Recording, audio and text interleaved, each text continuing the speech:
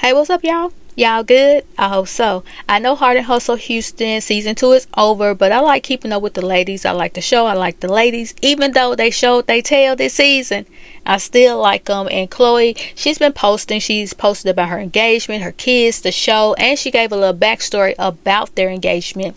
And she said that everyone sees The Rock, but my favorite part of the story happened first. 4 months into dating, while we were in Chicago, Jordan surprised me with a promise ring. He said it was his way of saying, I'm serious about you. Less than 2 years later, he kept that promise. The ring may have gotten bigger, but the intention never changed. That's what means the most to me. Prepare to be sick of me, because I was not expecting this masterpiece. And I ain't gonna lie, that is a beautiful ring. It is. The ring beautiful. The proposal that he did on the show, that was beautiful. All those rose petals and cream and all that was really, they did their thing on that. For sure they did. And they went to the ring shop. She gave a huge shout out to BIL Josh. She said thank you for leading Jordan to Rice Village Diamonds. She also thanked Latoya for helping Jordan and stepping in and being there. She did, because somebody did ask her, well, did you thank Latoya? And she said yes, she did. She has thanked Latoya for that several times, and she did put like a little screenshot of what she said to Latoya. And then she made another post where she says, season 2, what a ride. There were highs, lows, beautiful moments, hard moments, unexpected switch ups, and definitely a few lessons I'll carry with me. Apparently, I was the season's get out of jail free card. Whenever someone didn't want to tap into their own life, happy to be of service. Next season, hopefully everybody brings their own story to the table. But there is one thing I do want to speak on before I close this chapter: my children. My children are grieving. They will always grieve the loss of their father in different ways and at different stages of their lives. Grief doesn't have an expiration date, but neither does life. Our lives did not end when we lost him. And yes, their mother is allowed to find love and happiness again. My responsibility as their mother isn't to raise children who perform perfectly for an audience. It's to raise children who feel safe enough to have real emotions, express them, and know they are loved through all of them.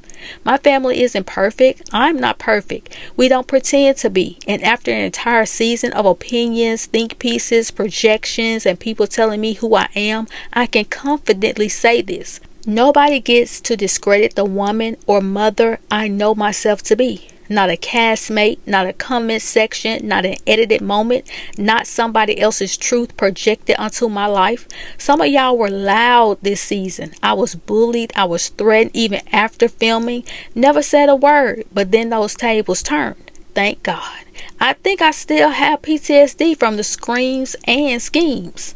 But you still couldn't steal the joy. Thank you to everyone who watched, supported, debated, defended, disagreed, and kept the conversation going. And to the other ladies, thanks for keeping my name in rotation. Happy to help carry a few storylines.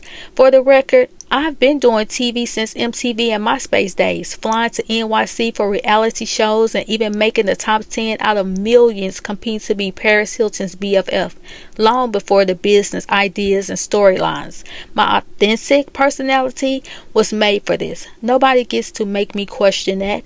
Well, season 2, that's a wrap. The story continues, and so do I. Cozy.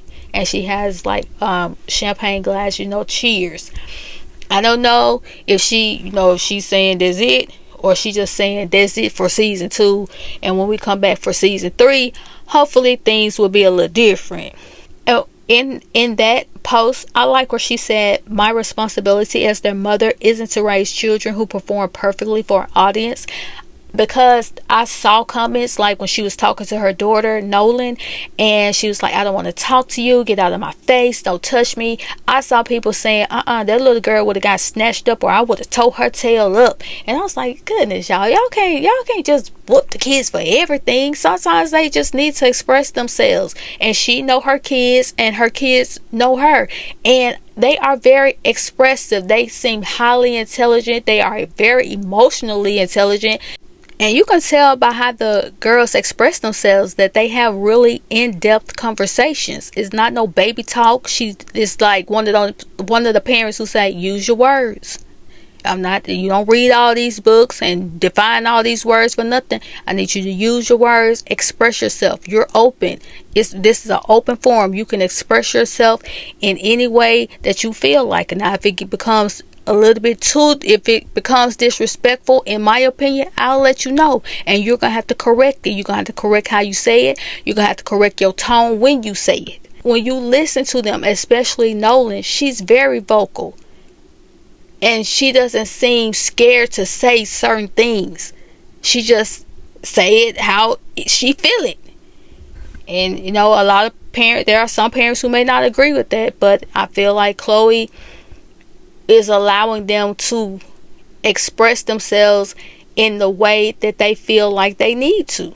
She posted, my kids are in the most top-notch grief therapy camps every single summer and year-round group and play therapy groups, as well as lunch bunch support groups at their school with their counselor, because I inform everyone that is near my children about their grief journey.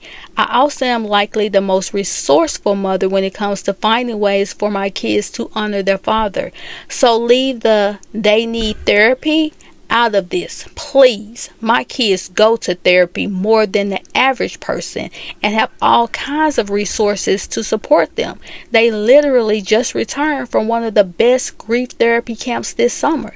Those that know, I don't play about my children's education nor their grief journey. So when people were saying, when I think it was around the episode with the proposal, it was like, oh my gosh, those girls, they're hurting so bad. Maybe she put them in therapy because they're really grieving their dad. I think that's why she made that post. But for the most part, Khloe says that y'all got to understand this show was filmed a year ago. Things has changed since then. My girls are doing fine. They're asking what their dress is going to look like. What speeches are they going to say at the wedding. So, hey, some people, I can hear it now. Some people are going to be like, she forcing them kids to like him. And I just feel like I don't think it will be anybody around this age, maybe even when they become teenagers, that they will want their mother with, because once their dad passed away, it was just the girls, Nico, and the mom, and that's it. And they always with Khloe, so that's, to them in their hearts, that's a big change, and maybe they're just not ready for it. And we didn't see the entire conversation on the episode. They probably cut a lot of that stuff out. But hey, I know people got a problem with the age difference with her and Jordan. They got a problem with the proposal. Listen, she seemed to be happy. When I see her in pictures of the girls, when she with the girls, they seem happy. So I don't know. I feel like, hey, that's their life. It is what it is. I hope everything works out for them. And yeah, y'all get down in the comments. Let me know what you think, and I'll talk to y'all later.